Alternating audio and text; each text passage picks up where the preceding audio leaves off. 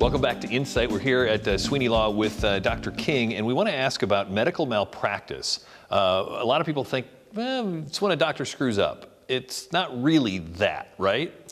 Well, the legal definition of medical malpractice is when any healthcare provider, it could be a doctor, it could be a nurse, it could be any other healthcare provider, deviates from what we call the standard of care, and it causes harm to a patient. So if a doctor or nurse were to do something that is not within this standard of care and it causes harm, that is really what medical malpractice is. Now, it doesn't have to be a big mistake. It could be something, we all hear the horror stories about somebody who goes to the operating room and they operate on the wrong side.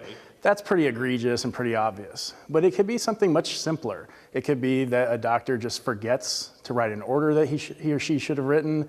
A nurse might forget to take vital signs. And if that ends up causing harm to a patient, that is medical malpractice.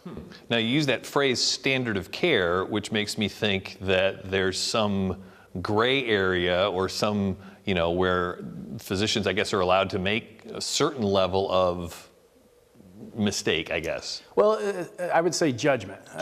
Sure, there's a certain amount of judgment that a physician or a nurse or any other provider is allowed to make, but it is within that standard of care. And the way we define it in Indiana is, what would a reasonably prudent physician do under similar circumstances? Mm-hmm. Now, that could be a little bit of wiggle room, a little bit of gray area, but that's what we as physicians, we learn that in medical school and residency. What is that standard of care? How do we practice with a little bit of wiggle room, the art of medicine, if you will, but still comply with that standard of care? So there's no way I, as someone who feels injured, could know if that injury falls within the standard of care or crosses the line into malpractice. Exactly, and there are a lot of bad outcomes out there that are not due to medical malpractice.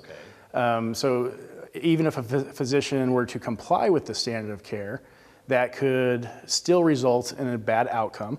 And there is no way really for you or for the average person, unless they have a medical professional in their family, to really know what that standard of care is. That's one of the services that we provide at Sweeney Law Firm, is to review cases to determine if there was a breach of the standard of care. So when I feel wronged by someone in the medical profession, would that be my first step, is to contact you, or is there some intermediate steps? No, the first step would be to contact us, and a simple phone call, and you can talk to one of our intake persons who can gather the information, and then I will review it, or one of the other attorneys at the firm will review it, and we will decide, is this something that looks like it's potentially a breach of the standard of care, or was it one of those unfortunate episodes where even though the doctor or the nurses did not deviate from the standard of care, there was still a bad outcome.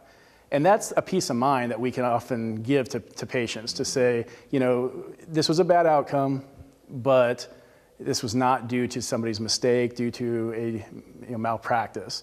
Or if it was, then obviously that's something we could pursue. Yeah, you're right, because again, sometimes I'm just going to be mad and want to see justice done, and sometimes things happen that aren't necessarily malpractice, but you guys obviously can point us in the right direction. Absolutely. You can also learn more at SweeneyLawFirm.com about contacting them if you feel you've been wronged or if you have other questions. It's a very informative website, SweeneyLawFirm.com. We'll be right back on Insight.